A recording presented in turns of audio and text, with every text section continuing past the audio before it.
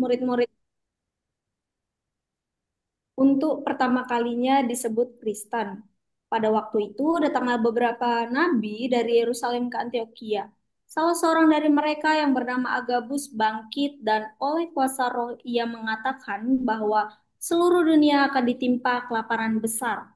Hal itu terjadi pada zaman Kaisar Claudius. Lalu murid-murid memutuskan untuk mengumpulkan sumbangan sesuai dengan kemampuan mereka masing-masing dan mengirimkannya kepada saudara-saudara yang tinggal di Yudea. Hal itu mereka lakukan juga dan mereka mengirimkannya kepada penatua-penatua dengan perantaraan Barnabas dan Saulus. Ya, temanya yaitu persahabatan yang saling melengkapi. Gagasan umumnya kehidupan jemaat Tuhan menginspirasi anak untuk berpartisipasi aktif dalam persekutuan dan pelayanan mewujudkan kesejahteraan bersama. Tujuannya, anak menjelaskan sikap para tokoh yang saling melengkapi dalam pelayanan, anak menghargai kehadiran sahabat dalam pelayanan, anak melayani Tuhan bersama-sama. Dalam teks ini, setelah Stefanus mati, banyak orang-orang Kristen yang dianiaya dan terpaksa mereka meninggalkan Yerusalem. Lalu mereka tersebar ke tempat-tempat yang di mana terdapat pada ayat yang 19, yaitu Fenisia, Siprus, dan Antioquia. Meskipun mereka tersebar di daerah-daerah ini, mereka tetap memberitakan Injil. Ini menggambarkan bahwa iman tidak dapat diberhentikan atau terhalang oleh karena bencana, oleh karena kesusahan, penderitaan. Lalu,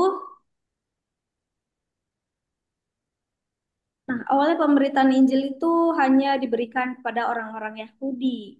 Namun berbeda di Antioquia, mereka memberitakan Injil tidak hanya kepada orang Yahudi, tetapi juga kepada orang non-Yahudi dengan menggunakan bahasa Yunani. Oleh karena itu, diutuslah Barnabas untuk melihat apa yang terjadi di Antioquia. Kemudian saat Barnabas sampai, dia melihat bahwa banyak orang di Antioquia yang percaya kepada Tuhan, setia kepada Tuhan. Lalu Barnabas bersukacita. Lalu selanjutnya Barnabas pergi ke Tarsus. Untuk apa? Dia mencari temannya, yaitu Saulus atau Paulus. Dia pergi lalu mengajak Saulus untuk bekerja bersama. Mereka tinggal selama 1 tahun di Antioquia. Mereka mengajar banyak orang dan melayani. Lalu kota Antioquia ini disebut sebagai tempat di mana para pengikut Yesus disebut Kristen. Kasih menginspirasi anak.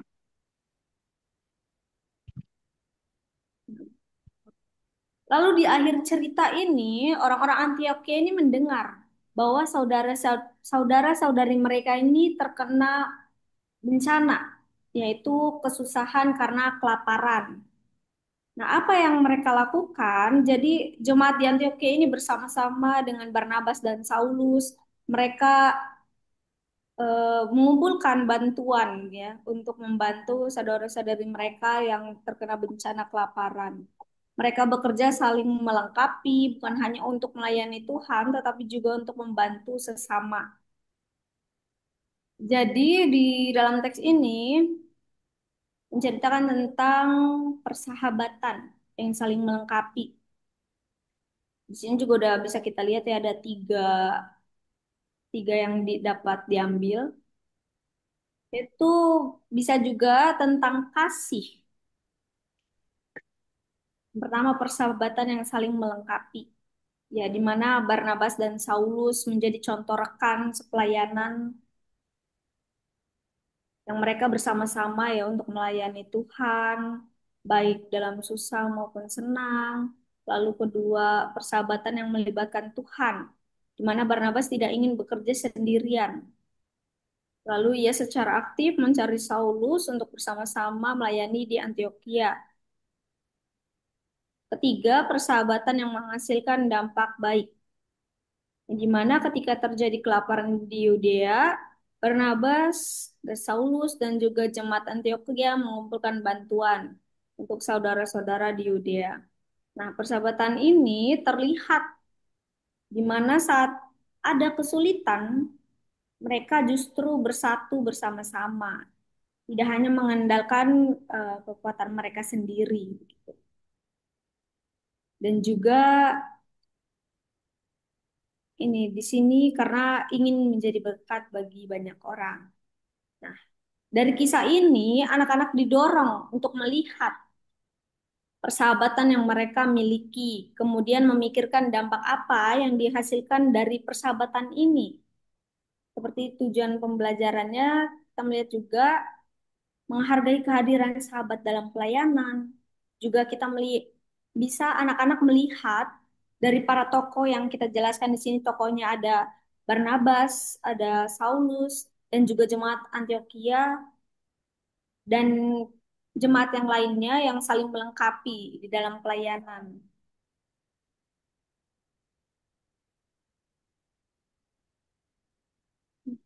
Mungkin kalau misalkan untuk menjelaskan kepada anak balita, Ini bisa dijelaskan kayak Barnabas ini tidak bisa bekerja sendirian. Adik-adik, jadi dia mengajak Saulus temannya. Artinya, kita tidak dapat melakukan segala sesuatu itu hanya mengandalkan diri kita sendiri. Dan tidak selamanya kita bisa mengerjakan semuanya sendiri. Oleh karena itu, kita bisa mengandalkan teman-teman kita ataupun kita berkelompok, bekerja bersama-sama begitu ya dengan teman-teman. Bukan dimusuhi, tapi kita mengajak teman-teman kita untuk bergabung bekerja sama dengan kita. Nah, jadi dari Barnabas dan Saulus, mereka bukan hanya teman biasa, tetapi mereka menjadi teman, menjadi sahabat yang bersama-sama melayani Tuhan. Mereka setia, tetap menjalani itu secara bersama-sama. Nah, teman atau sahabat yang baik tidak hanya datang di saat senang, tetapi datang juga di saat kita sedang kesulitan, susah gitu ya. Mereka tetap hadir seperti yang terakhir itu, yang ketika ada kelaparan mereka tetap bersama-sama. Jadi temanya persahabatan yang saling melengkapi ya. Secara sederhananya ya menggambarkan bagaimana anak bisa mengajak temannya untuk bekerja bersama gitu. Tidak hanya dia sendiri yang merasa saya bisa kok sendiri begitu. Nah, ini kakak-kakak bisa baca, ini ada yang kelas balita ya. Nah, untuk aktivitasnya sudah ada seperti ini. Ya, mungkin bisa juga eh, aktivitas lainnya seperti bikin puzzle gitu ya. Dan mereka lebih baik untuk berkelompok gitu, karena kita mengajarkan mereka untuk bekerja bersama-sama seperti itu.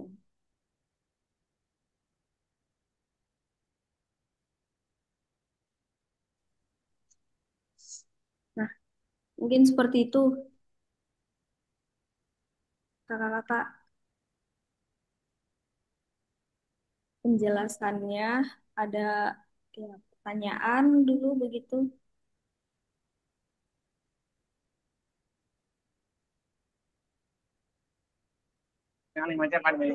kafe tanya dong.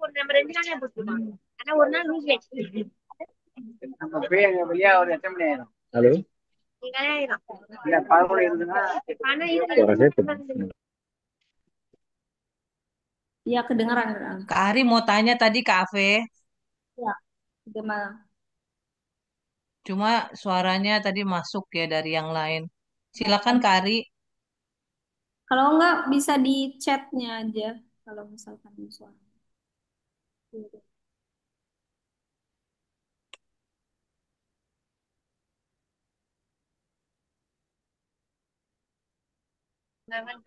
Saya satu dua berisik ya. Kedengeran, Kak.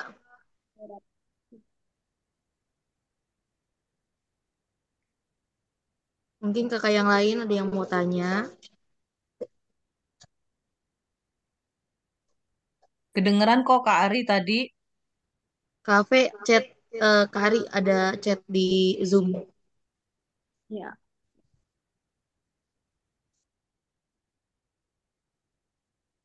ya oke Kak, boleh.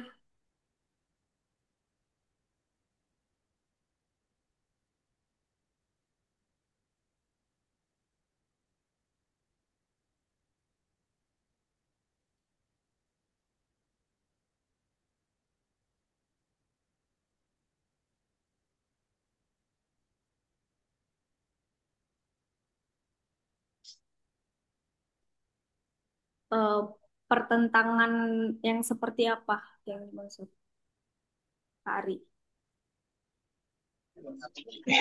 Saya agak lupa ya, kalau nggak salah kan Saulus dan Barnabas akhirnya mereka bermusuhan gitu ya.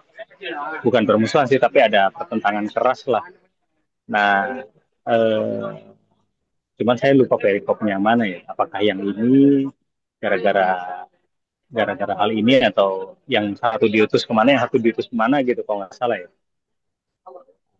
Nah, apakah enggak, saya cuma mau nanya aja, nggak ada kaitan dengan persahabatan itu. Cuman akhirnya kan si Paulus dan Barnabas juga sempat ada ketegangan ya. Apakah Paulus dengan Barnabas atau dengan siapa, saya agak lupa. Mungkin bisa dijelasin apakah yang ini atau bukan gitu. Saya agak lupa, sorry.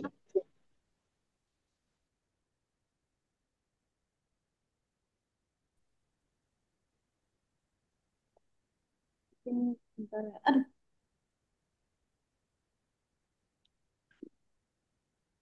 Mungkin sedikit bantu. Kalau nggak salah itu dengan Petrus waktu itu Kak Ari. Karena itu terkait dengan persisian jemaat kan apakah golongan Barnabas atau Paulus. Ya, waktu itu loh maksudnya itu ya Kak Ari ya. tapi kalau di sini apa ya? Pertentangan mereka sih sebenarnya tidak bukan karena pelayanan juga sih secara ininya dengan Petrus ya. Eh, Pertentangannya memang kayaknya ada Paulus sama Barnabas yang nanti akhirnya Paulus itu perginya bersama Silas terus terpisah gitu kayaknya deh. Bukan dari di situ ya Kak. Mungkin bukan di perikop ini ya. Setelahnya mungkin dari ini ya. Itu Barnabas dan Saulus diutus di ayat 24. Kisah Ayo para Kak, Rasul 11. 12 ayat 24 ini. Iya, ayat 12, ayat Ayat 24. 13. Barnabas dan Saulus kembali ke Yerusalem setelah mereka menyelesaikan tugas mereka. Mereka membawa Ya, Yohanes, disebut juga Markus di situ. ya Barnabas dan Saulus diutus. nggak, pertanyaan Kak Ari ini betul juga. Apakah pelayanan ini nanti menjadi pertentangan antara Saulus dan Barnabas yang nanti akan ketemu lagi di ayat-ayat selanjutnya? Maksudnya begitu kali Kak Ari ya. Ini yang pasal 13, Kak Mona. Pada waktu itu dalam jemaat yang Antioquia ada beberapa nabi. Di situ mereka pisah. Nah, itu maksud saya, Awal mula. nggak, maksud saya ya, ya memang apa gimana ya, tapi nggak mungkin ya ke anak-anak. Kadang-kadang Nggak di sampai dalam pertemanan awalnya baik, tapi lama-lama kadang-kadang ada sesuatu hal yang bisa bertentangan, membuat mereka bermusuhan, tetapi jangan seperti apa ya, ya hal itu wajar. Dan seperti Paulus mungkin dan Barnabas tetap saling mendukung ya, walaupun ya seperti itulah kurang lebih. Sorry, sorry, sorry.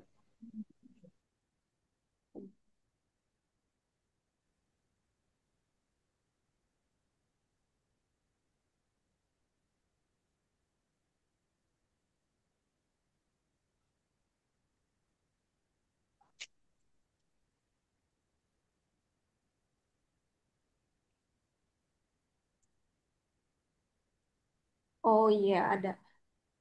Ada di pasal 15 yang mungkin perselisihan antara Paulus dengan Barnabas. Ayat 35. Pasal 15 ayat 35 sampai 41. Ayat 35. Iya. Paulus dan Barnabas tinggal berapa lama di Antioquia, mereka bersama banyak orang lain mengajar dan memberitakan firman ya. Tuhan.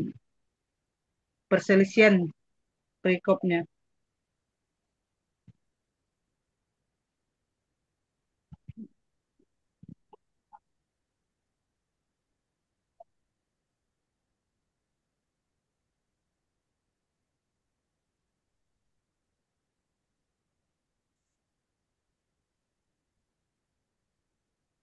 Hmm,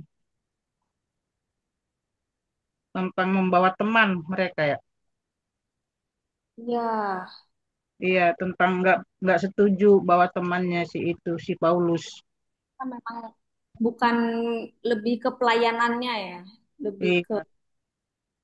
soal membawa teman. Dia membawa Markus ya. Barnabas ingin membawa juga Yohanes yang disebut Markus.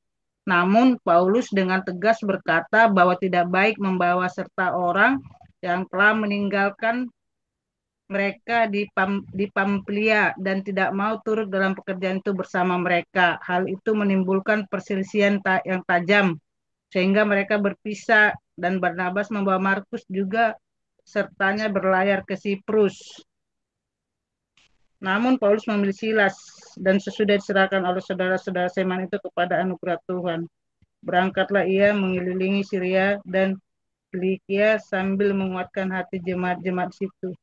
Tentang teman, tentang bawa teman dalam pelayanan.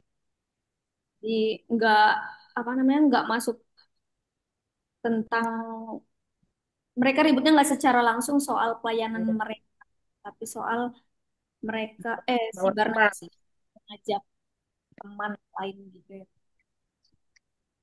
Nggak masuklah ke Ari sampai ke situ.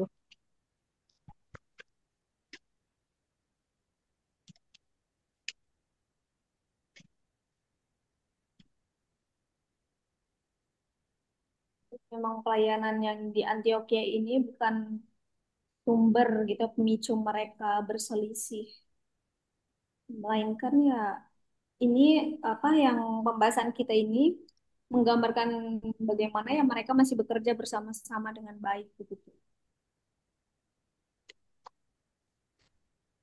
Ya, itu tadi ada tiknya ke AP. Toko yang saling melengkapi, menghargai kehadiran sahabat dalam pelayanan, melayani Tuhan bersama-sama masih di situ. Ya, Kak juga bilang, jadi walaupun bersahabat, kadang bisa ada perselisihan pendapat juga, Oke. dan hal itu wajar, namun tetap berbuat hal-hal yang baik. Ya, nah, itu bisa juga gitu kita sampaikan kan ke adik-adik gitu ya. Betul, Ngomong-ngomong, Kari.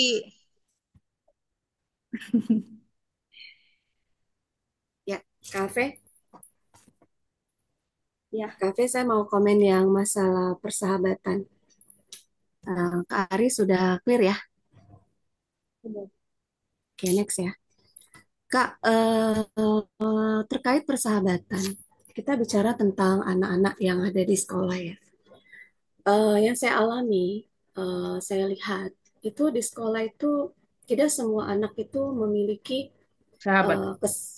kesempatan yang sama untuk bisa memiliki teman yang bisa saling melengkapi. Tadi mengenai saling melengkapi, bagaimana bila ada anak di sekolah itu kan ada anak yang inklusif, ada anak yang tidak inklusif ya. Kemudian bagaimana dengan anak yang tidak mau berteman dengan teman yang satunya lagi karena apa? Alasannya itu karena itu dia tidak bisa melengkapi apa yang saya mau, atau tidak cocok, atau tidak nyambung, atau bahasa lainnya itu aku ngomong A, tapi dia ngomongnya seperti ini, Miss. Aku ngomongnya ke sana, dia ngomongnya begitu, Miss. Jadi aku nggak enak, aku nggak bisa uh, ngobrol sama dia. Sementara kita harus dalam firman harus bersahabat dengan siapa saja dan saling melengkapi. Nah, bagaimana tuh kalau ada case seperti itu, Kak? Iya, itu gimana ya? Memang sering banget terjadi gitu ya. Bahkan saya sendiri pun mengalami seperti itu begitu ya. Memang gimana ya? Sulit eh, kadang untuk kita bisa meng apa bahasanya? Bukan mengatur gitu. Kita kayak seakan-akan ya kamu bisa untuk saling melengkapi gitu. Tetapi memang satu sisi kita sama teman itu gak bisa yang namanya sama-sama terus bisa sama satu pendapat gitu. Gimana untuk ini? Memang saya kurang kurang bisa gitu untuk menjawab ini karena memang banyak pertanyaan juga di dalam kayak bersosialisasi begitu ya. Tapi saya menilai juga gimana ya Kak? Hmm, Ya, namanya ya di sini kan temanya persahabatan yang saling melengkapi. Kalau saya sih sampaikannya kepada mereka, kita harus bersyukur dengan apa yang Tuhan kasih kepada kita. Jika kita merasa lebih dari anak itu, dari teman kita, ya kita harus bisa melengkapinya dengan apa yang ada kita miliki. Kalau saya sih akhirnya jadinya seperti itu. Namun akhirnya ya anak tersebut hanya apa ya? Jadi hanya ada timbul rasa kasihan ya. Contoh di dalam kelas. Samuel, kamu bantu Sean ya. Karena kamu tahu kan Sean seperti ini. Ya, Miss. Bantuin. Lalu Hari sedang apa? Sudah selesai? Sudah, Miss. Coba bantu Sean ya. Sean tidak bisa bacakan. Oke, Miss. Jadi hanya sekedar apa ya? Kasihan jadinya ya. Saling melengkapinya itu hanya rasa kasihan. Nah, itu yang kadang saya masih sulit nih. Kalau di dalam pelajaran Bina Iman Kristen, untuk membantu teman yang berbeda dengan kita, ya agak sulit untuk mengajarkan persahabatan yang saling melengkapi itu gimana kalau tidak ada di dasar hatinya itu ada rasa apa ya namanya kasihan gitu. Jadinya ada rasa timbul kasihan awalnya. Nah itu gimana? Apakah sudah betul atau belum ya? Kalau awalnya ada rasa kasihan begini. Rasa kasih. ya rasa kasihan itu memang mesin apa ya? Kita wajar gitu ya. Maksudnya kita normal untuk memiliki rasa kasihan gitu. Tapi terkadang memang membantu dengan hanya berlabelkan kasihan itu juga kurang. Maksudnya Kasih. ya karena ya kita harus menanamkan kasih dulu kepada anak-anak gitu. Kita mengajari maksudnya kayak yang tulus lah bahasanya. Maksudnya jangan hanya kita melihat ih kasihan gak ada yang bantu gitu. Tapi kita yang mengajarkan anak-anak itu supaya melihat dengan ketulusan. Bukan karena dia nggak ada teman jadinya dia jadi akhirnya ya udahlah aku yang bantu begitu. Nah itu memang rasa kasihan gitu. Memang sering, maksudnya ya orang-orang dewasa pun banyak yang mengalami begitu ya. Tapi kalau misalkan kita bisa dibahas lah soal kasih begitu. Jadi biar anak-anak tuh bisa melihat, bukan, merasakan mereka membantu orang lain itu bukan hanya semata ya udah kewajiban dia membantu, rasa kasihan dia akhirnya dia membantu, tapi dari ketulusan hatinya dia gitu.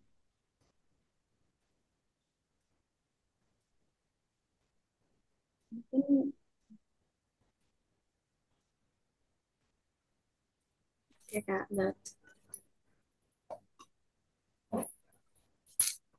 Saya rasa Kak dimulai rasa empati dulu.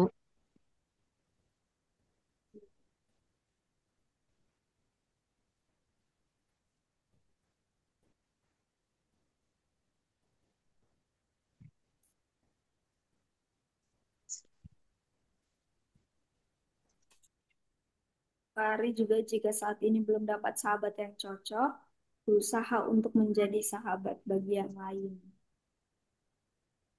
Nah, itu juga bisa. Jadi tidak hanya terfokus pada satu anak, begitu ya. Misalkan kita merasa nggak cocok dengan anak yang satu, ya kita coba lagi dengan yang lain gitu. Kita berbaur, makanya tadi eh, apa namanya? Untuk aktivitasnya juga dibuat berkelompok karena bisa untuk misalkan dia nggak cocok dengan yang satu, dia bisa ber apa namanya bekerja sama dengan yang lainnya gitu. Jadi bisa saling membantu di dalam kelompok itu.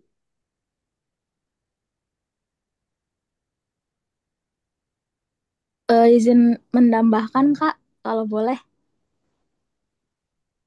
Ya boleh. untuk yang Kak Tati tadi kan udah menurut aku pribadi itu sudah betul gitu untuk mencontohkan atau mengajarkan anak supaya bantu temennya ya gitu.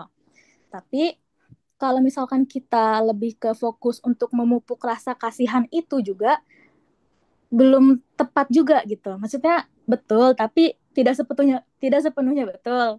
Karena kalau kita hanya membantu orang itu dengan rasa kasihan, si anak juga jadi takutnya bisa jadi people pleaser. Semua orang dia bantu dengan kasihan deh kayak gini-gini, padahal si anaknya juga membutuhkan bantuan gitu. Nah, kalau menurut aku, betul yang kata Kak Tiur tadi, dipupuk dengan rasa empati dulu. Misalkan kayak si anaknya itu membantu temannya, tapi kita nggak langsung bilang, kamu bantu dia ya, kasihan dia nggak ada yang bantu, atau kasihan dia belum selesai. Tapi dijelasin dulu, teman kamu butuh bantuan kayak gini-gini. Menurut kamu, perlu nggak sih kamu tolong dia? Atau eh, kalau misalkan temannya butuh bantuan, menurut kamu harus dibantu kayak gimana ya? Dan kalau kamu misalkan butuh bantuan, orang lain pengen bantu kamu, kamu rasanya gimana? Seneng nggak? Atau kalau orang lain gak mau bantu kamu, terus kamu harus melakukan itu sendiri padahal kamu belum bisa, jangan dibilang tidak bisa ya Kak, tapi belum bisa, itu yang kamu rasakan bagaimana? Nah, itulah yang teman kamu rasakan kalau di saat dia belum ada yang memberikan bantuan ke dia. Gitu, Kak, kalau menurut aku. Maaf ya berbelit-belit. Thank you, Karani. Akhirnya keluar juga suaranya. Sambil nulis soalnya, Kak. Ya nggak Oke. apa-apa sih, maksudnya saling sharing aja. Kan mungkin Eh, kakak-kakak yang lain kan punya banyak sekali pengalaman sudah mengajar, jadi kita coba sama-sama sharing untuk nanti supaya pas kita ajarkan buat anak-anak sama kurang lebih kan seperti itu. Thank you. ya. Oke. Nah, Kak Ave sudah selesai pertanyaan dari saya. Thank you.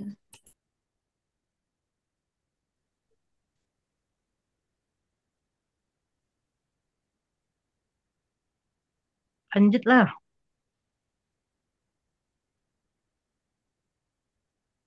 Udah Berarti nggak ada Ke materi balitanya, Kak, ke eh, kelas-kelasnya. kelas kok layarnya ini? yang kedua belum Kak untuk minggu ketiga. Ya, kan memang masih bahas yang minggu kedua. Iya. Iya, Ini mau maksudnya ke Maksudnya kelas, materinya. ke kelasnya, Kak. Oh,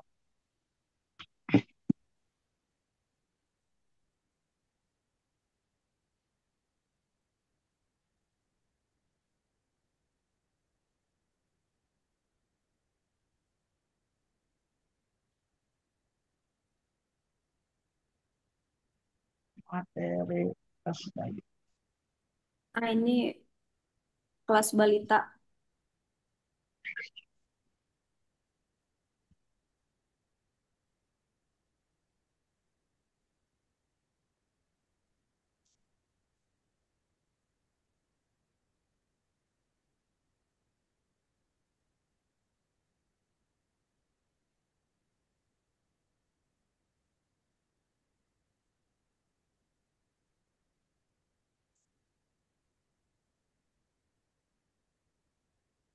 Ya, untuk yang balita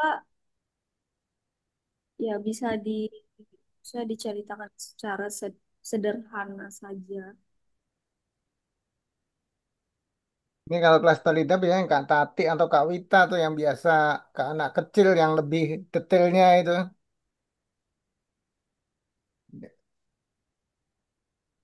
Udah beda wali kelasnya Kak Ibnu. Oh beda, ya kan Iya. pengalamannya maksudnya walaupun beda Oh kan, ya, iya pengalamannya yang selama ini menghandle ke balita sama anak kecil bisa Kak bantu. Mona bisa. Mm-mm. Iya, Kak Mona juga bisa. Oh iya Kak Mona silakan. Kan Kak Mau Mona. jadi kan ini terkait kok dengan kenapa kenapa hurufnya kecil-kecil semua ya? Yang Ini mana permasalahannya mata atau ngantuk? nah, halus. Ngantuk ya Kak Mona. nah itu udah digedein tuh. Bisa Kak bacanya.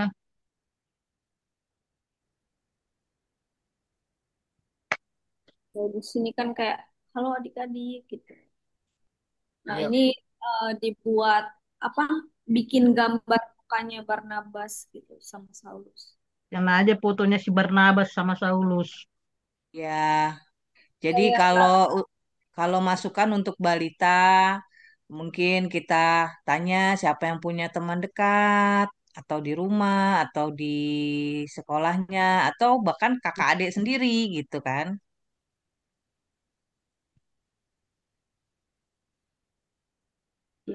ya, Kalau anak balita sih lebih ke ini ya. Nanti kalau misalnya nih temennya nggak punya makanan, kamu punya ini boleh nggak? Nah, bisa juga itu nanti berbagi apa snack lah gitu. Lebih ke situ Ternyata sih. enak ya. Iya, Heeh, ternyata enak ya punya temen ya. Ternyata punya heeh. temen bisa dapat makanan juga. Karena jangan jauh-jauh mikir balitanya sama Iya. sampai Barnabas sama Saulusnya. Cuma memang mungkin dikasih cerita video tentang persahabatan. karena kalau balita kita ngomong Barnabas dan Saulus juga mereka nggak bakalan paham gitu ya Nggak paham. Mm-mm. siapa Saulus.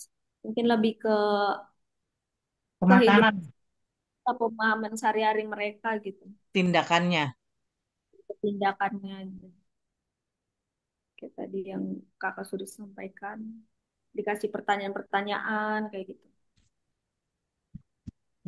Kayak sahabat, teman, juga mungkin lebih fokusnya tentang kekompakan gitu ya, yang membantu. Dan di sini kan ini aktivitasnya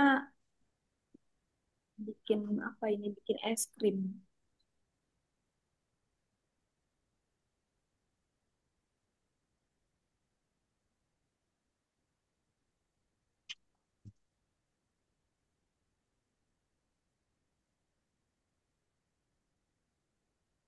Malam Kak. Mungkin aku bisa Aktivitas kasih masukan kali ya untuk kelas balita. Karena ini memang temanya agak berat gitu ya untuk kalau kita sampaikan kisah Barnabas dan Saulus ini. Mungkin bisa juga dengan cerita apa sandiwara boneka. Kalau kita punya boneka, kita bikin adegan bagaimana biar dia adegan itu anak bisa memberi masukan gitu apa yang dia harus lakukan saat adegan itu kita buat. Nah, mungkin kakak-kakak yang kelas balita ini bikin skenario dramanya gitu. Apa gitu yang menarik gitu. Bisa juga masukan saya itu dengan apa bermain sandiwara boneka.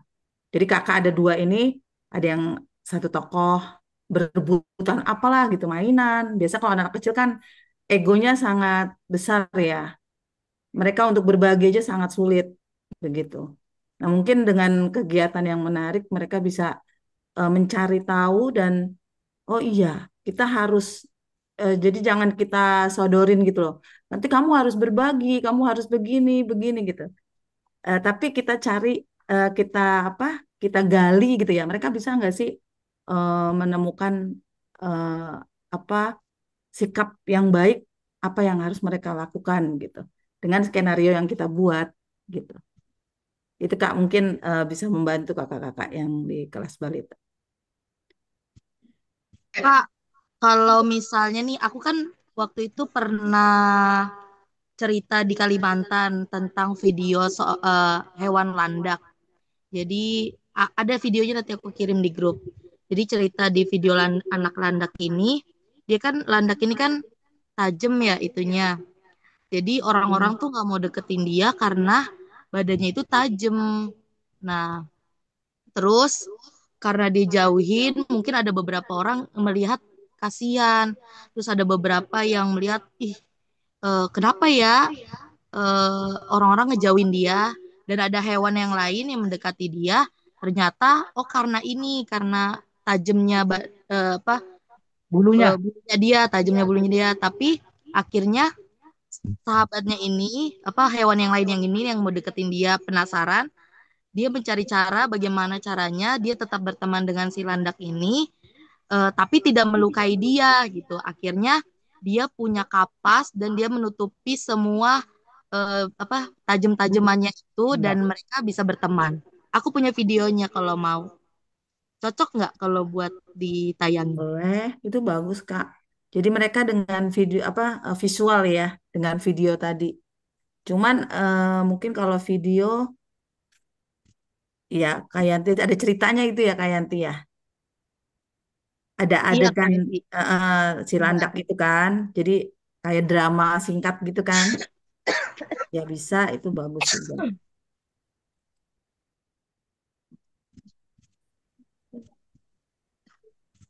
Ya kalau misalkan soal yang sebelumnya tadi Kak, yang boneka ya. Karena kemarin tuh minggu kemarin ada anak yang takut sama boneka. Jadi mungkin bisa digantinya kayak apa ya? Dari kardus bisa begitu.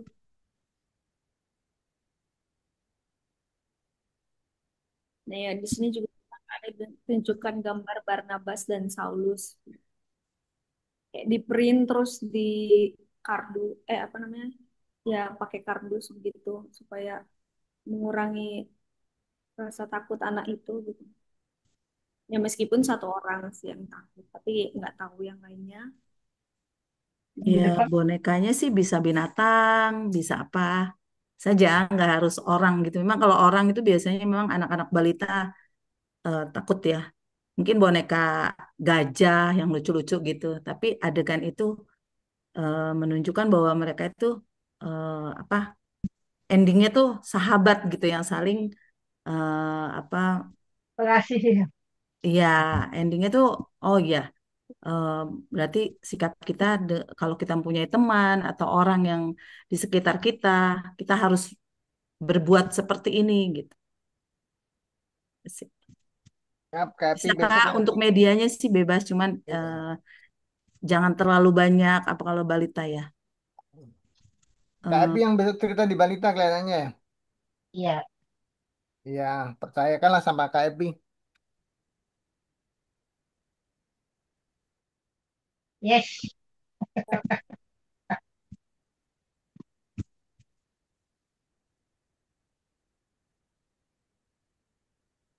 Oke Kak lanjut. Ya kalau untuk anak kecil mungkin mereka sudah apa ya lebih mengerti gitu, lebih paham. Nah, ya tapi diajak untuk berinteraksi seperti kayak ditanya siapa adik-adik yang punya sahabat gitu.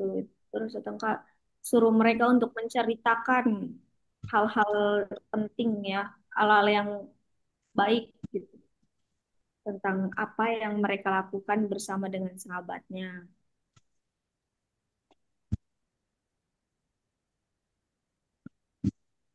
Dan mungkin anak kecil bisa diceritakan sedikit eh, tentang dari teks ini sebagai gambaran mereka begitu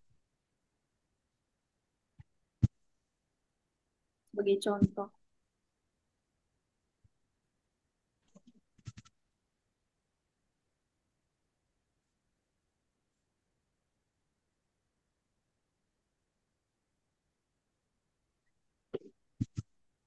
seperti yang sudah ada.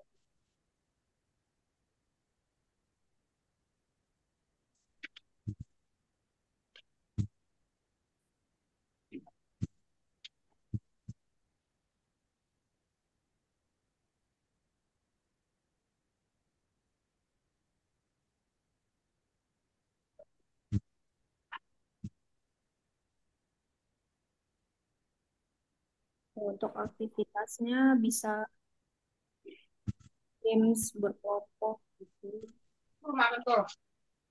menyusun puzzle, tapi puzzle bikinnya agak. Nah, kalau yang di sini mini basketball, saya kurang tahu bagaimana ini.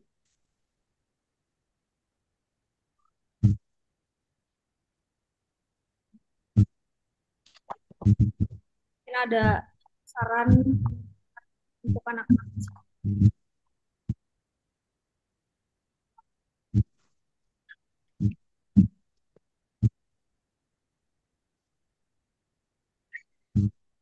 Yang guru kelas kecil mungkin ada yang komen kakak.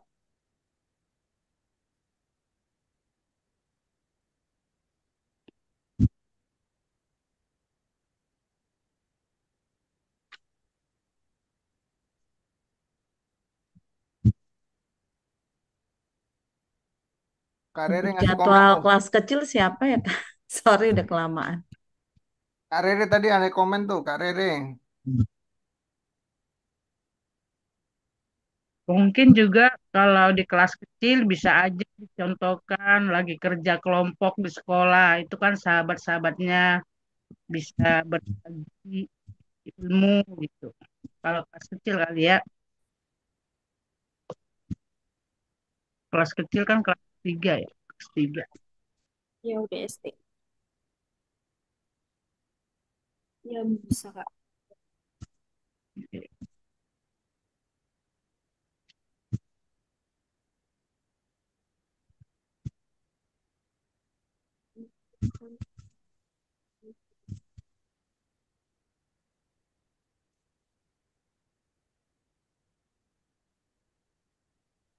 Ya untuk yang anak kecil ya emang mungkin lebih ini aja ya, bermain atau apa gitu. Tapi berkelompok di mana mereka bisa saling membantu.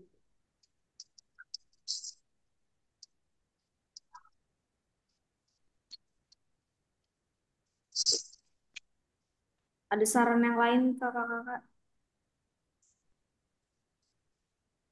Aman, Kak. Kayaknya belum keluar ide aja, nanti dekat-dekat keluar ide. Lanjut aja, Kak. Lanjut minggu ketiga ya, Kak. Kelas besar nggak ada ya?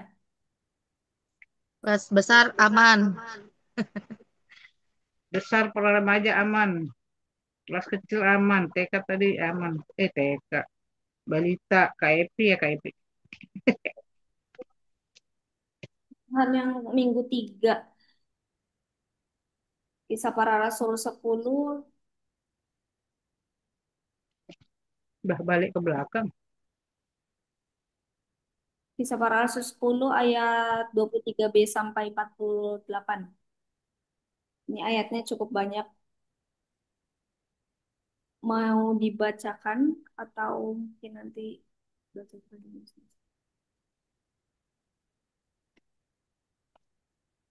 Dibacakan aja, Kak, biar ingat.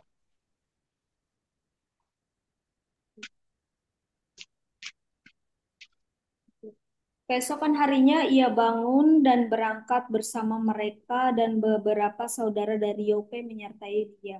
Pada hari berikutnya sampailah mereka di Kaisarea. Cornelius sedang menantikan mereka dan ia telah memanggil sanak saudaranya dan sahabat-sahabatnya berkumpul.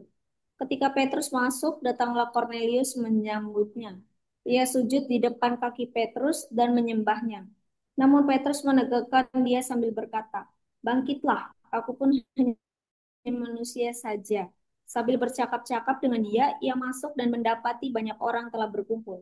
Ia berkata kepada mereka, "Kamu tahu betapa kerasnya larangan bagi orang Yahudi untuk bergaul atau berkunjung kepada orang-orang yang bukan Yahudi. Namun Allah telah menunjukkan kepadaku bahwa aku tidak boleh menyebut seorang pun tidak tahir atau najis. Itulah sebabnya aku tidak berkeberatan untuk datang ketika aku dipanggil. Sekarang aku ingin tahu apa sebabnya kamu memanggil aku. Jawab Cornelius. 4 hari yang lalu, kira-kira pada waktu yang sama seperti sekarang, yaitu jam 3 petang, aku sedang berdoa di rumahku. Tiba-tiba seseorang berdiri di depanku, pakaiannya berkilau-kilauan. Dan ia berkata, Cornelius, doamu telah didengarkan Allah dan sedekahmu telah diingat di hadapannya. Karena itu suruhlah orang ke Yope untuk memanggil Simon yang disebut Petrus.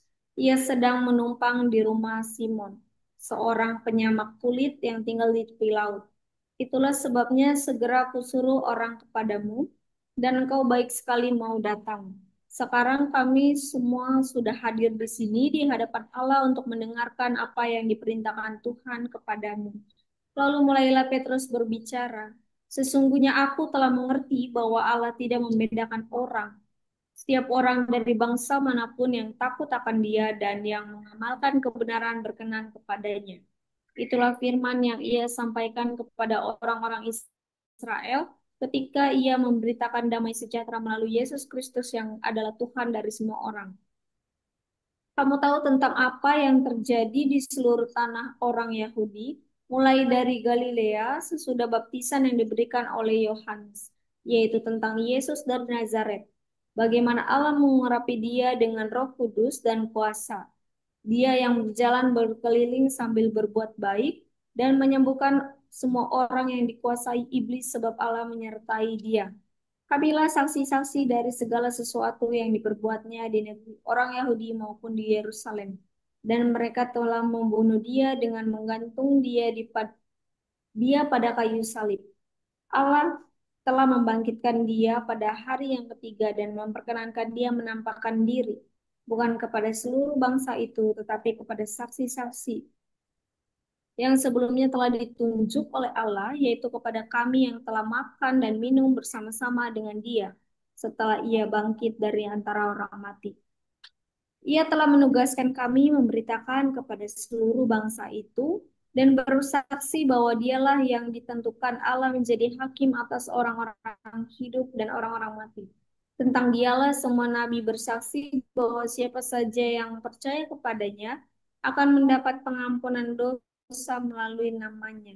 Sementara Petrus berkata demikian, turunlah Roh Kudus ke atas semua orang yang mendengarkan pemberitaan itu. Semua orang percaya dari golongan bersunat yang menyertai Petrus tercengang-cengang karena melihat karunia yaitu Roh Kudus dicurahkan ke atas bangsa-bangsa lain juga. Sebab mereka mendengar orang-orang itu berkata-kata dalam bahasa lidah dan memuliakan Allah. Lalu kata Petrus, bolehkah orang mencegah untuk membaptis orang-orang ini dengan air, sedangkan mereka telah menerima Roh Kudus sama seperti kita? Lalu ia menyuruh mereka dibaptis dalam nama Yesus Kristus.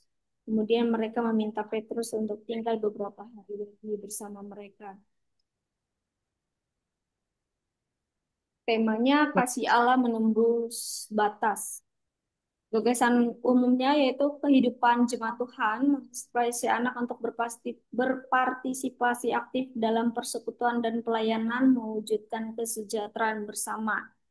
Tujuannya yaitu anak dapat menganalisis ketaatan Paulus dan Cornelius kepada Allah. Anak mengimani Allah, mengasihi semua orang. Anak menunjukkan sikap menerima dan mengasihi teman-teman dari berbagai latar belakang. Ya, sebenarnya teks ini memang pembahasannya berat kalau misalkan untuk anak-anak. Kasih Allah menembus batas. Dalam teks ini menceritakan pertemuan antara dua tokoh penting yaitu Petrus dengan Cornelius, yang dimana Petrus adalah orang Yahudi, tapi Cornelius adalah seorang perwira Romawi yang non-Yahudi. Tetapi dia saleh, sekalipun dia non-Yahudi. Nah, menariknya yaitu ketika pada saat itu orang Yahudi memandang orang non-Yahudi ini adalah orang yang najis karena mereka tidak bersunat. Nah, hubungan mereka ini dibatasi oleh hukum Taurat, terutama dalam hal hal makanan dan pergaulan. Hukum Taurat melarang orang-orang Yahudi dekat dengan orang-orang Yahudi. Mereka berpikir kalau mereka orang-orang Yahudi itu adalah pilihan Tuhan, sedangkan orang-orang non-Yahudi ini bukan. Makanya mereka juga menganggap orang-orang non-Yahudi ini adalah orang yang najis, mereka tidak mau berteman dengan orang-orang Yahudi, dan ada batasan antara mereka, antara orang Yahudi dan orang-orang Yahudi.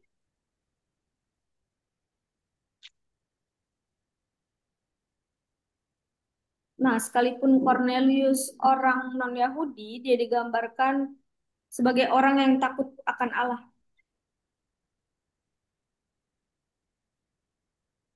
Meskipun ia saleh, secara tradisi Yahudi memang tetap tidak dianggap sepenuhnya bagian dari perjanjian Allah.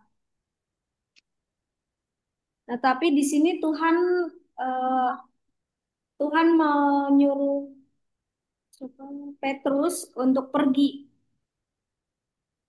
ke rumahnya Cornelius.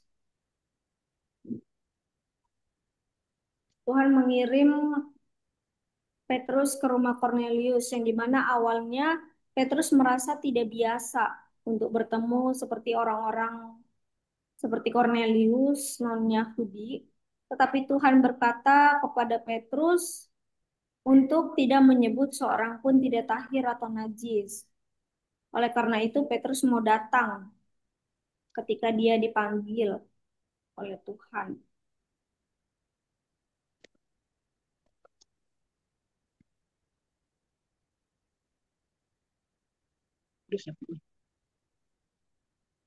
Nah, eh, sebelum Petrus datang ke rumah Cornelius, dia mendapatkan penglihatan dari Allah mengenai binatang haram yang turun dari langit dalam lembaran kain besar.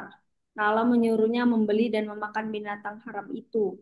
Maka dari penglihatan tersebut bukan sekedar tentang hukum makanan, tetapi simbol penghapusan batasan antara Yahudi dengan non-Yahudi.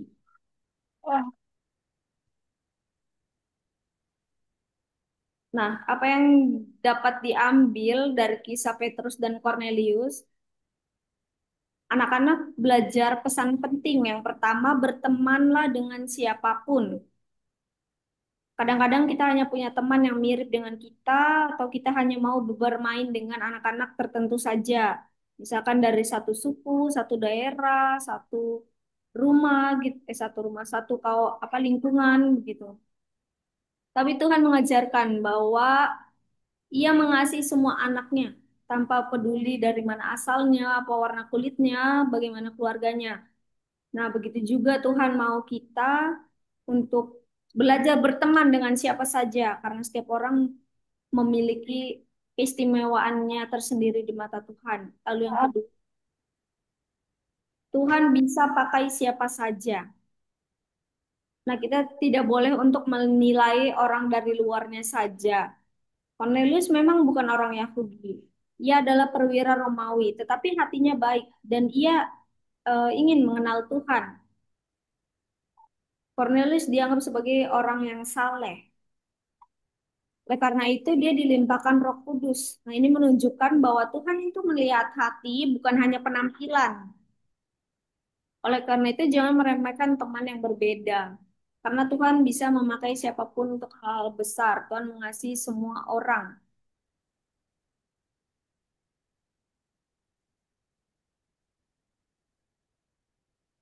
Kasih Allah menembus batas.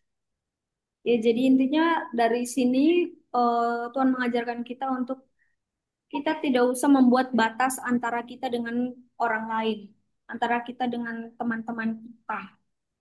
Tetapi Tuhan mau untuk kita berteman dengan siapapun, tanpa menilai warna kulitnya yang berbeda dengan kita, rasnya yang berbeda, suku, daerahnya yang beda.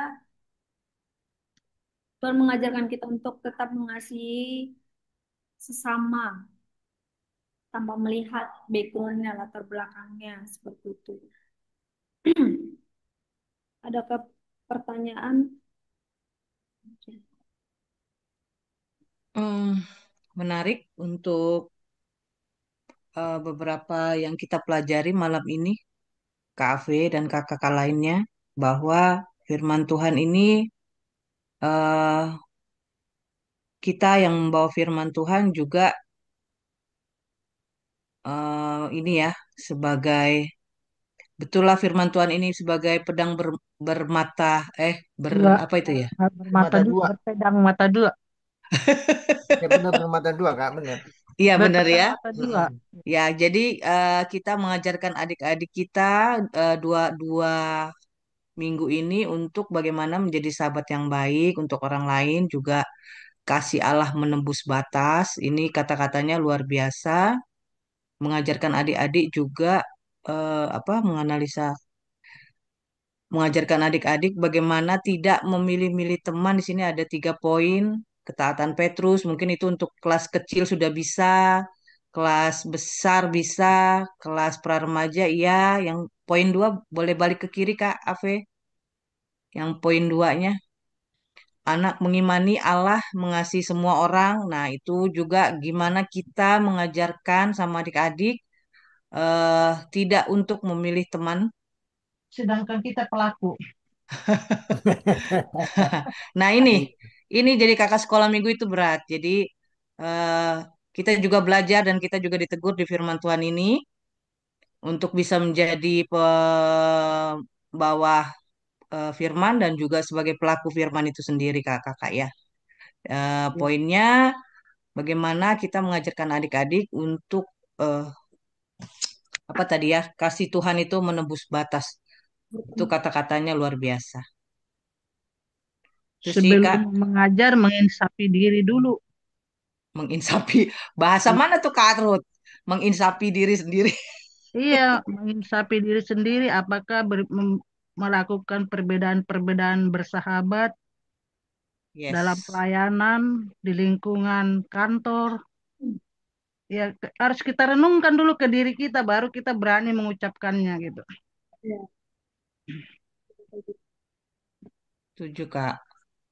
Iya, Kalau untuk adik ini hampir sama jadi konteksnya ya Kak, yang tadi Iya, gimana? sambungan.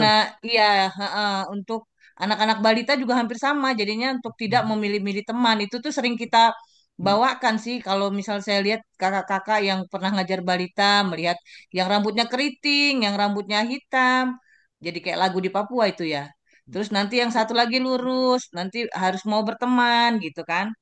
Hampir sama kayak yang tadi ya Kak Ave ya, eh caranya kita untuk membawakan kepada adik-adik. Kalau yang tadi kita mau memberi, kalau yang sekarang bagaimana kita eh, tidak membeda-bedakan. Menerima.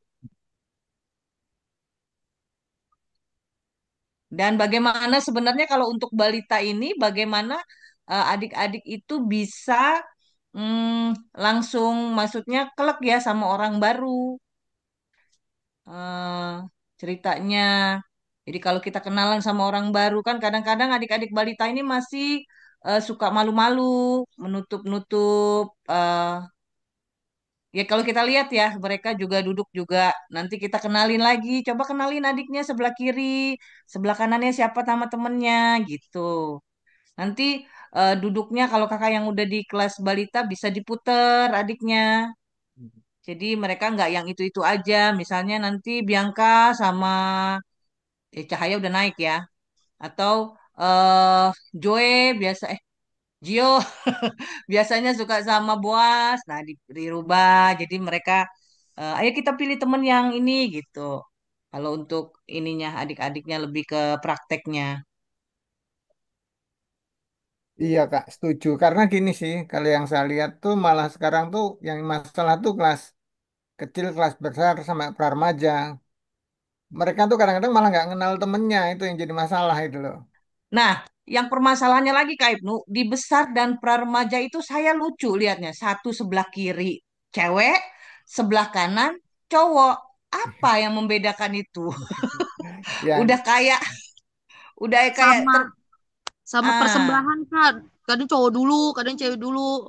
hmm, Nah, itu kalau gender itu udah mulai terpisah. Bagi ya, kalau menurut saya itu duduknya jangan kayak gitu deh. Mungkin digabung deh. Jadi kita lebih akrab ya jadinya. Maksudnya nggak pilih-pilih. Saya jadi sakit mata saya loh lihatnya di depan kayak ini aja kalau orang mau teman kita tuh di depan yang laki-laki, yang belakang perempuan gitu kan. Jadi duduknya kalau boleh jangan terlalu signifikan begitu dipisahkan. karena Iya, iya. kita harus, iya, mungkin harus belajar kita sama-sama ini karena ya emang ada faktor apa ya, kan ada masa-masa, Ada faktor malu Kak Ibnu. ya iya faktor malu sama faktor kan udah mau menjelang remaja kan, ya itu Memang tadi malu-malu dengan lawan jenis itu kan salah Nah, satunya juga. itu kan Tetapi mungkin, masalah. Mm-mm. tetapi maksudnya gini, walaupun faktor itu tetap ada, tetapi bagaimana kita bisa memupuk mereka tetap mau menyapa dan bersahabat itu sih intinya menurut saya sih itu. Ah, Kalau itu. nggak setuju dengan Kak Mona tadi kita coba di switch duduknya biar nggak melulu apa namanya geng pria, geng wanita. Jadi kalau udah dibiasakan dari kecil, dari gede, lama-lama kan mereka oh iya Iya. kepedulian itu ada Ya, setuju Kak setuju. itu sebatas hormon IPA, IPA itu boleh lah. Tapi kalau kita di dalam Tuhan, apalagi kita sedang belajar mencari sahabat, jadi Mm-mm. bisa kita mulai dari sekarang itu nggak begitu duduknya. Jadi Siap. karena kalau laki-laki semua saya lihat kalau udah satu rusuh ke belakang rusuh semua. Iya, bener Kak. Iya, setuju setuju. Harus mulai belajar ya, mulai ya dari kelas kecil, kelas besar sama ke remaja biar apa namanya membiasakan juga gitu. Iya. Cocok dengan ceritanya cocok kayaknya. Heeh. Itu sih masukannya Kak Ave. Ya, Untuk yang kelas kecil dan ininya, silakan kakak-kakak yang sudah ini belajar. Kita sama-sama belajar dan sama-sama menjadi mempraktekannya. nah tentu.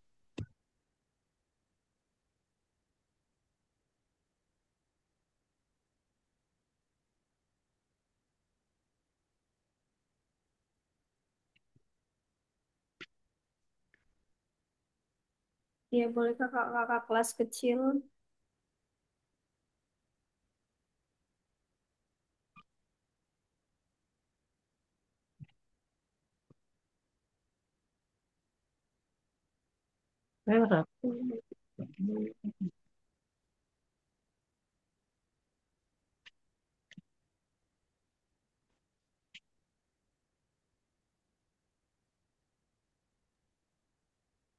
Kakak-kakak kalau ada yang mau didiskusikan lagi terkait aplikasinya atau mungkin terkait dengan bahannya.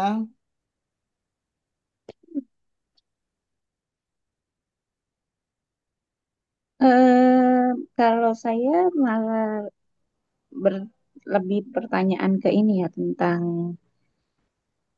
em, diizinkannya makan makanan yang haram, padahal di Perjanjian Lama memang dinyatakan ada Haram. yang diharamkan. Terus tiba-tiba em, dibukalah di sini boleh dimakan gitu. Jadi em, apa namanya? Alasannya berarti adalah supaya tidak ada perbedaan lagi gitu ya. Terus apa ya memang faktornya begitu aja atau memang ada alasannya lain ya Kak? Apa ya? Jadi kan kita jadi patokannya sekarang perjanjian baru ya gitu. Itu. Jadi malah saya ini mau cerita ke anak kelas kecil tentang haram-haram itu tapi kan ada perjanjian lamanya ada memang ditentukan makanan itu haram gitu tapi eh, alasannya apa kalau kita gurunya mau cerita masih ada yang belum dipahami juga akhirnya kayaknya mau waktu mau cerita agak gimana gitu ya itu Kak boleh dijelaskan nggak Kak? Kayaknya Kak nggak usah dijelasin, soalnya kan ada tiknya itu pembelajaran itu. Oh, Tujuannya ketaatan, mengimani Allah, mengasihi semua orang. Itu aja yang dibahas, menunjukkan sikap menerima Iya. ketaatan Oke. Petrus dan Kalau Cornelius. Kalau soal makanan nggak sampai ke situ kali Kak dibahas menurut Kalau kalau ya, kalau kakak baca itu di teksnya, bacaan kelas kecilnya itu ada kan, tadi kan di Alkitab juga ada kan, turunlah apa, kain itu kan, terus ya diizinkan makan makanan haram gitu kan, tuh. kalau nggak salah ya Kak Wita, kalau Mm-mm. lupa-lupa inget ini, mohon dikoreksi. Betul di Perjanjian Lama itu eh, ada makanan haram. diharamkan ya secara secara inilah ya. Tapi di ketika Tuhan Yesus ada itu, kayaknya ada pertanyaan juga seperti itu deh. Tapi Tuhan itu menjawabnya bahwa Tuhan Yesus bilang bahwa apa yang masuk ke dalam mulut tidak menajiskan orang, melainkan apa yang keluar dari mulutnya dan Kotor. perkat seperti itu kayaknya deh. Lupa lupa ingat Iya, aku Kak. iya. Perkataan kotor Kak yang keluar dari Iya, mulut itu jadi najis. itu menyambung pertanyaan dari itu kalau nggak salah gitu ya Kak Ave. Saya nggak ikut kuliah itu masalah Kak Ave, tapi pernah denger aja. Ya emang, iya. Nggak begitu bahas begini soalnya, Kak. Ngajarinnya dari tujuan ini Kak, pembelajaran, Iya. nggak lari Tapi dari mungkin konteks. maksudnya di Kak Wita tadi kan memang itu Ada terjadi tulisannya. pada Petrus. Kenapa? Itu sebagai salah satu perumpamaan juga. Jadi maksudnya eh, apa yang dinyatakan sama Tuhan enggak dan boleh itu ya harus dilakukan. Kan pada waktu itu mang secara kalau secara kehidupan orang Israel, makanan itu mang makanan Haram, yang hukum haram, Taurat. Ya. makanan yang haram. Tapi pas disampaikan diceritakan kalau kita baca detailnya kan ada tuh sama Tuhan Yesus kan diizinkan itu maksudnya sebenarnya anggapan kita kadang-kadang kepada orang lain gambarannya seperti itu. Kita menganggap orang lain tuh orang yang nggak layak kan yang disebut waktu itu kan orang pilihan hanya orang Israel yang berhak menerima apa namanya keselamatan tuh orang Israel. Tapi Hmm, setelah kalau kita baca yang siapa? penjelasannya ternyata emang yang berhak itu sebenarnya bukan hanya orang Israel tapi semua orang itu sih. Mungkin Oke. Kak Apit bisa bantu jelasin lagi atau kakak yang lain. Haram berbicara haramnya perjanjian lama, haram yang dimaksud tuh seperti binatang yang digunakan orang-orang Farisi untuk menyembah pada saat itu, seperti kayak korban bakaran. Nah, sebenarnya Bersedia. apa yang diciptakan oleh Tuhan semuanya baik adanya. Tetapi kalau misal di Perjanjian Baru berkata haram itu diartikan apa yang sudah keluar dari mulut itu tidak boleh masuk lagi. Seperti itu. Jadi ada pergantian haram antara Perjanjian Lama dengan Perjanjian Baru. Oke. Mungkin ini Kebetulan Kak, saya soalnya, perjanjian saya baru kan itu ikut Alkitab, apa pembacaan yang Alkitab itu kan ya. Iya, Nah, iya. ini ya Imamat 11 ya, binatang yang haram dan yang tidak haram. Lalu Tuhan berfirman kepada Musa dan Harun katanya kepada mereka, katakanlah kepada orang Israel begini, inilah binatang-binatang yang boleh kamu makan dari segala binatang berkaki empat yang ada di atas bumi. Setiap binatang yang berkuku belah, yaitu yang kukunya bersela panjang dan memamah biak, boleh kamu makan.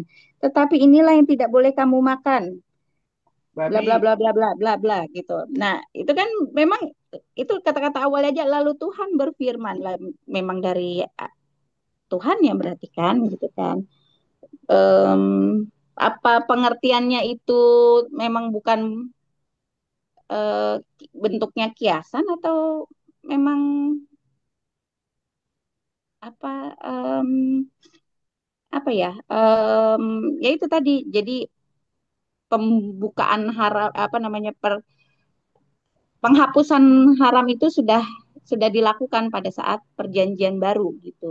Berarti. Eh, Iya Kak, itu kan tentang adat istiadat Yahudi ya Kak itu ya termasuk ya makan babi itu haram atau apa gitu ya, Iya. Iya. termasuk ke situ nggak sih? Nah Ya itu itu mang mungkin dari menjawabnya di Matius 15 kali yang kata Tuhan itu tadi.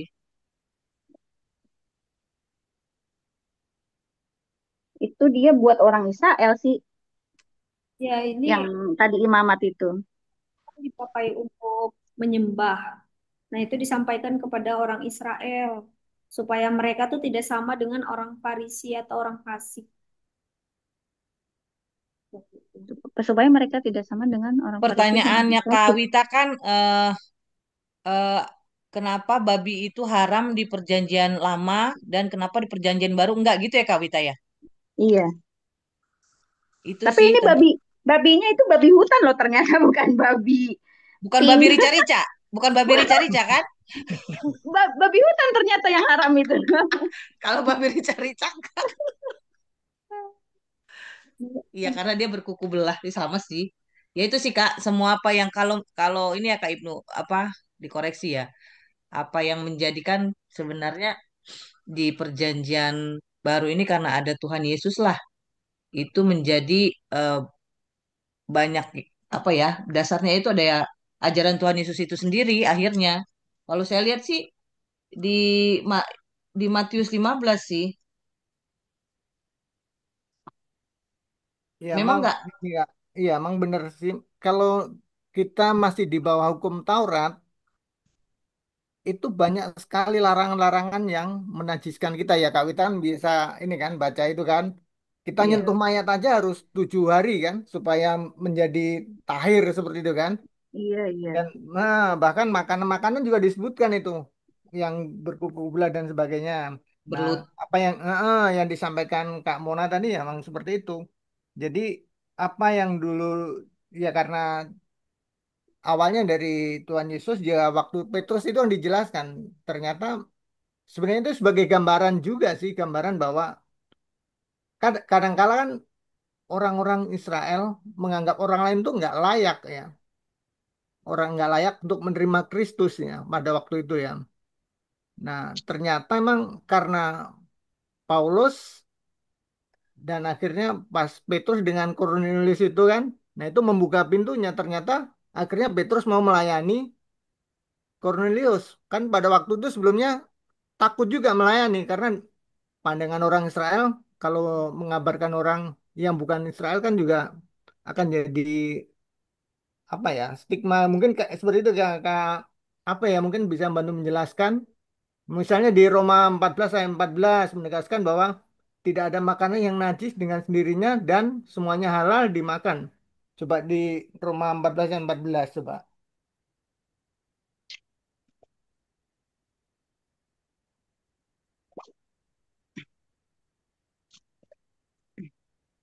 Nah, haram itu sama dengan najis ya?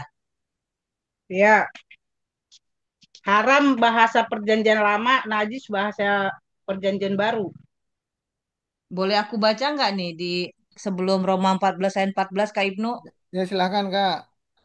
Matius 15 ayat 16, ayat 15 boleh. Sebenarnya itu tentang perumpamaan ya. Petrus berkata kepadanya, jelaskanlah perumpamaan itu kepada kami. Jawab Yesus, apakah kamu juga belum dapat memahaminya? Nih sekarang kita nih. Mm-mm. Tidak tahukah kamu bahwa segala sesuatu yang masuk ke dalam mulut turun ke dalam perut lalu dibuang ke jamban? Namun semua yang keluar dari mulut berasal dari hati dan itulah yang menajiskan orang. Nah, itu seperti itu lagi, balik lagi, Kak. Jadi Ya, tidak ada yang haram di ajaran perjanjian baru karena apa yang masuk ke mulut itu langsung masuk perut lalu dibuang ke jamban begitu kata Tuhan Yesus. Namun semua yang keluar dari mulut berasal dari hati dan Di mana? itulah yang menajiskan orang. Coba Kak Roma 14 ayat 14. Aku tahu dan yakin dalam Tuhan Yesus bahwa tidak ada sesuatu yang najis dari dirinya sendiri. Hanya bagi orang yang beranggapan bahwa sesuatu sesuatu adalah najis, bagi orang itulah sesuatu itu najis. Nah, Itu Kak. kita makin makin jadi pendalaman Alkitab ini ya. Masih iya. masih banyak kan yang di sini. Iya. Kalau kita mau Terima masalahnya kasih, ini, Dek. iya, Kakak-kakak atas pengayaannya. iya, Tadi nanti Kakak Mona baca yang dari mana itu? Yang tadi Matius 15, Kak. Matius Ayat 15. ya, Matius 15 ayat 15. Makasih kakak-kakak ya. Silakan Kak Ave, boleh dilanjut lagi Kak Ave. Kak Iya, Kak Kak dilengkapi siapa Kak Kak Ave. Wita terjawab nggak Kak Wita? Iya, iya, terjawab, terjawab, Kak. Jadi tergantung kita aja persepsinya kan. Kalau dari Iya, Roma 14 ayat 14, iya, kalau kita mau najiskan ya udah najis itu jadinya. Kalau iya. aku kan najis ya emang nggak doyan. Iya. Soalnya gini Kak Wita, Keluar kan dengan kalau sendiri, Kak. ya kalau kalau misalnya kita ngomong najis atau haram, itu darah itu najis loh, haram loh itu. Kan Ya, kalau kita Iya. makan saksang ada darahnya juga itu. iya, iya. Aku mah nggak doyan. Agak menarik juga pelajaran ini. Iya. Soalnya waktu kami besuk ke Harapan Indah ketemu supir yang dari Apen. Iya. Oh, Bersoal kalau jawablah kami sampai tujuan kalau Advent masih dia masih pegang, tentang makanan masih adat haram. adat adat istiadat masih pegang ya. Iya, perjanjian lama dia. Iya. Iya, terus dia hukum Taurat itu yang dipegangnya terus. Terus saya bilang, dalam perjanjian baru semua boleh dimakan kata Tuhan, tapi apa yang keluar dari mulut kita kata kotor itu yang haram. Saya bilang yang najis. Saya bilang, dia buka suruh ya saya inilah ya inilah. Akhirnya saya bikin kesimpulan, ayo kita sama-sama melakukan keteladanan Yesus. Gitu aja saya jadinya. Soalnya dia protes lagi tentang baptis. Baptis mereka itu baptis yang Oh, dilakukan oleh Tuhan Yesus. Yang itu harus diteladani. Artinya saya bilang bukan yang harus diteladani, tapi keteladanan sikapnya. Saya gituin. Sampai tujuan Kak Ibnu. Bertengkar kami situ. ada Tentang makan. habis-habisnya. Oke, kembali lagi kalau gitu. Ya. Balita nih ininya nih bagus. Apa namanya tempel-tempel pakai apa nih tangan ya? Bikin lope-lope. Bikin dari cat. Dari cat warna. Tapi jangan deh, jangan pakai cat warna itu berbahaya. Kalau boleh pakai ini aja makanan, Iya, iya. Warna pemakanan, warna apa namanya? pewarna makanan, kupu-kupu. Jadi nggak bahaya di tangan dan di ininya. Takutnya adik-adik kan ini apa dimasukkan di mulut. Nanti boleh aku Kupu-kupu mereknya maksud kamu, nah Iya, nanti kupu-kupu orang-orang mereknya. itu kupu. Oh, buat es itu print. Kak. Berarti love Jadi ini. di print yang besar, adik-adiknya kasih pakai jempol, apa pakai telunjuk. Kelas kecil apa Kak? Ininya apa? Aktivitas. Aktivitasnya peta. Agak susah ya. Peta apa ini? Peta Indonesia. Oh, ini tentang suku berarti ya. Kalau ini peta ini berarti kan ada yang Heeh. keriting, ada yang rambutnya apa yang kulitnya hitam, ada yang sipit. Nah, itu Rambut kan. Kalau keriting rambut di aku Papua.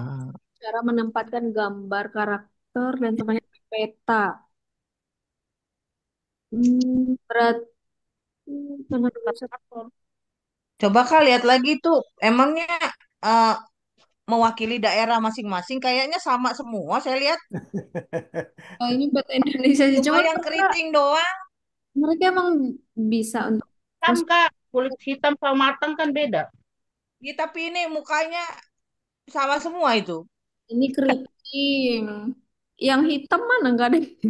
Cuma beda Makanya. gaya rambut doang kalau ini mah. Iya, kayaknya. Tapi boleh aja mungkin ya bisa Iya. ini ya, jadiin ditempel di situ nggak masalah. Maksudnya mungkin ya. Hmm. Ya kalau untuk anak balita mungkin iyalah bisa ini supaya Mm-mm. oh rambutnya kuncir nggak boleh diejek gitu ya. Dikepang.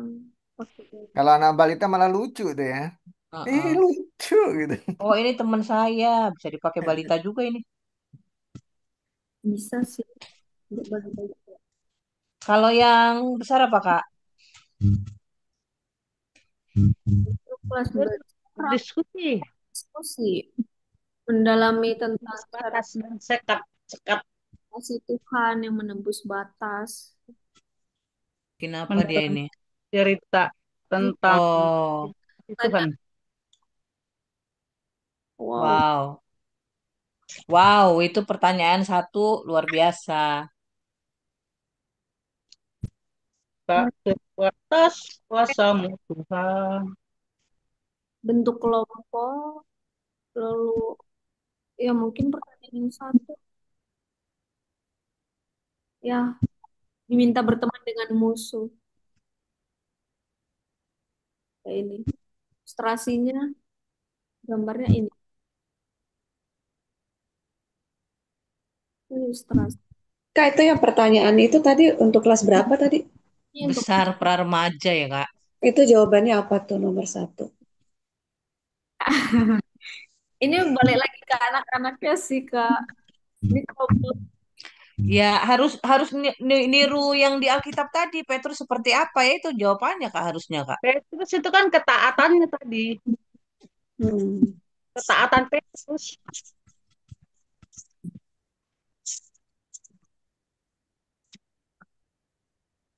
ya.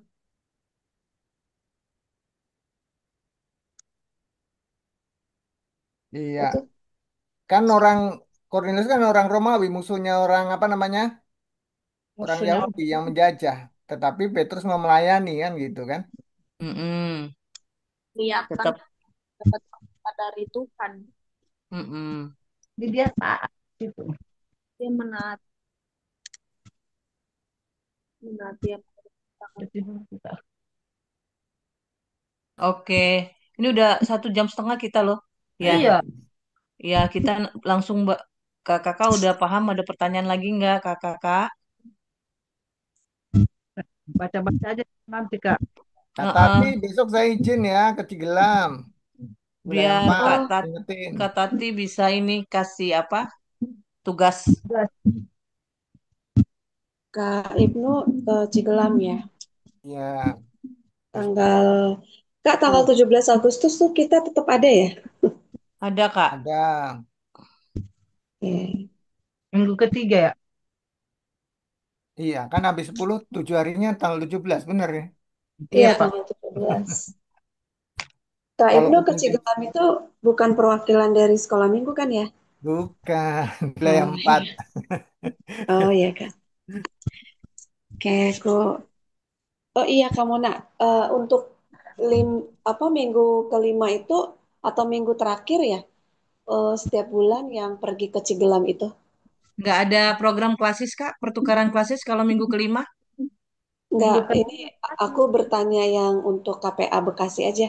Kalau Itu KPA sebenarnya itu di kita ada minggu nggak keempat, Kak. Di minggu minggu keempat, keempat ya? bukan minggu kelima. Berarti setiap bulan di minggu keempat ya? Iya. Karena Kak selama Rere, ini nggak pernah tanya Kak Rere, dijadwal. coba Kak Rere. Di sana ada berapa kelas Kak Rere? Ada dua, Pak, kelasnya. Ada 2 ya. Kalau Iya, gurunya kelas kecil, kelas besar. guru yang ini yang ngajar selama ini ada berapa orang? Per tiap minggu itu ada 3 orang, Pak. Ada Oh, untuk liturgos atau MC, terus guru kelas kecil sama kelas besar. oh, oh langsung habis itu langsung dipisah itu ya, kelas kecil sama kelas besar gitu ya. Iya, benar, Pak. Oke, siap. Kak Rere itu Kak Ivana itu apa? Kak Ivana. Heeh. Itu siapa aja sih gurunya? Kak Ada Rere terus ada aku, ada Kak Arum, Kak Nur, Kak Kevin, Kak Aniti, terus ada 2 orang yang sedang cuti, Kak. kalau Mam Ivana itu siapa Mam Ivana? Oh, itu majelis GKP Cigelam, Itu Bu Yani. majelis. Iya, Iya, tidak ada hubungannya dengan KPA. koordinator, Kak. Koordinator Oh, KPA. oh beliau Iya. koordinator KPA. Oke. Ya, oke aku bacakan ya Kak. Untuk yang tanggal 10 Agustus. Nanti ada yang nyebrang ya, karena ada yang tidak kebagian. Contohnya kayak kelas besar dan kelas pra remaja itu sepi. Balita PF-nya Kak Brenda ya, didampingi Kak Juni, kecilnya Kak Wita, lalu pemimpin pujiannya saya dan Kak Deris, pelayan firman kelas besar itu Kak Yanti, didampingi Kak Anis, pra remajanya itu Kak Ari. Kak Ari tadi sempat hadir. Lalu pemimpin pujiannya ada Kak Tiur dan Kak Evi ya, di kelas besar dan pra remaja. Lalu di tanggal 17 Saya masih tentatif karena khawatir disuruh masuk upacara tanggal 17. Jadi saya tidak bisa cerita. Di kelas balita ada Kak Wita dan Kak Juni. Kelas kecilnya ada Kak Rani. Kelas apa nih pemimpin pujiannya ada Kak Brenda dan saya. Nanti saya tentatif nanti bisa didampingi yang hadir ya Kak Brenda. Kelas besarnya itu ada Kak Tiur, kelas pra remajanya itu ada Kak Evi, pemimpin pujiannya ada Kak Anis dan Kak Yanti. Seperti itu, kakak-kakak. Kak Tati, tanggal 17 bukan saya yang cerita. Kenapa Kak? Untuk tanggal 17 bukan Bapak Pendeta atau Ibu Pendeta yang cerita firman. Nah Tanggal itu makanya 24 saya ya, tadi, Kak. makanya tadi Itu saya tanggal bertanya, 24, Kak. Kak. Tanggal tanggal 17 24. gimana? Oh, Tanggal 24 kita pendeta atau Tanggal 17 biasa aja kan? iya biasa aja. Biasa, Kak. Kak. Oh, ya udah. Normal ya. Iya, Kak. Ya, terima kasih, Kak. Oke. Nah ini tanggal 24 kan ada perayaan, berarti tidak bisa mengirim ke Cigelam ya? Atau gimana tuh Kak Mona Kak Ibnu? Ya kalau ada perayaan iya mungkin ya. Mungkin untuk nextnya aja nggak apa-apa. Mohon maaf Next month Ciklam ya? untuk ya belum kita belum bisa support ke sana ya. Ya Iya. Kak Rere.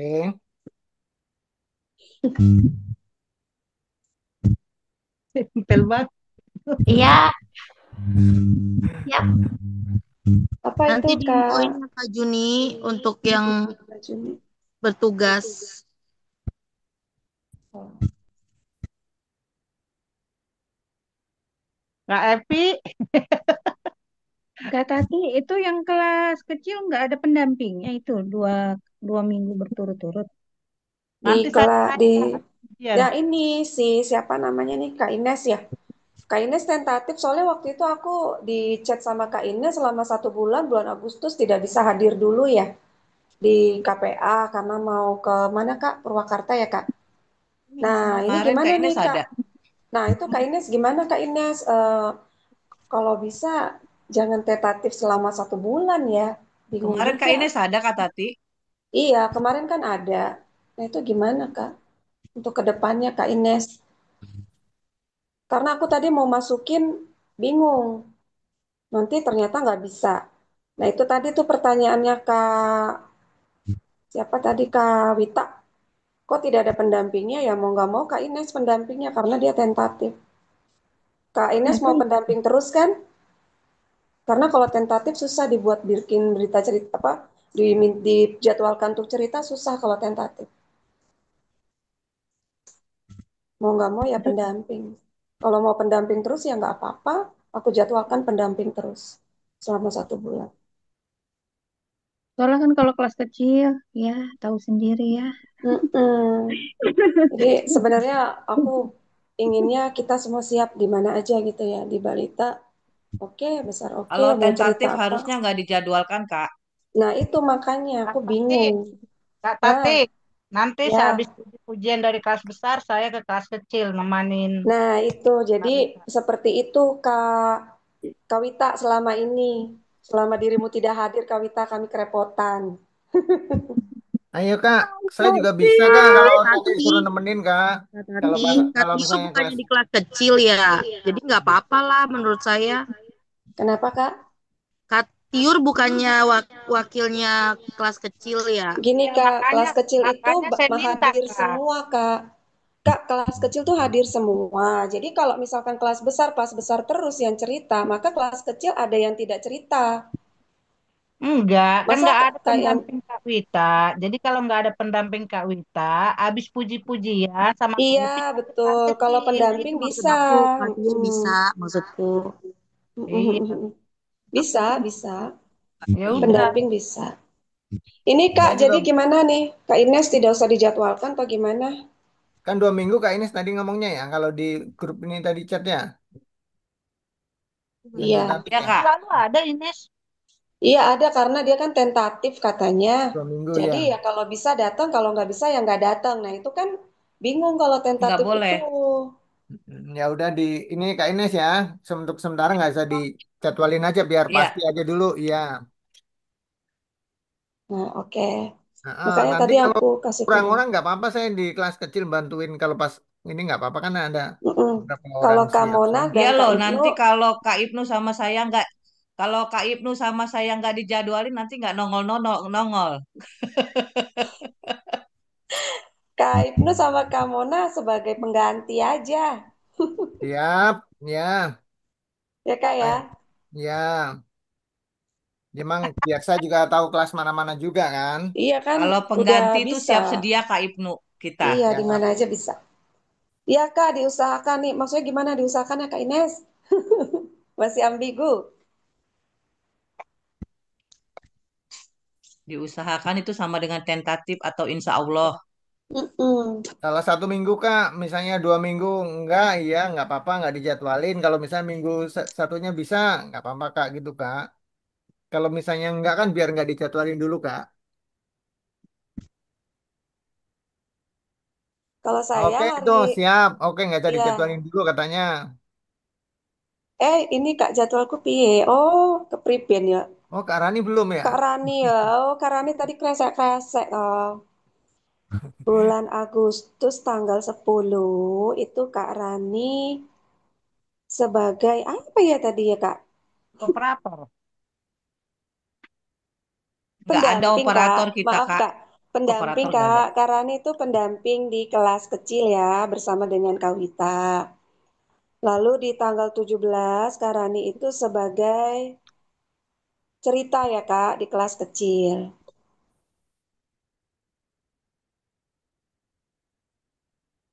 Oke Kak. Matur nuwun. Siap Kak.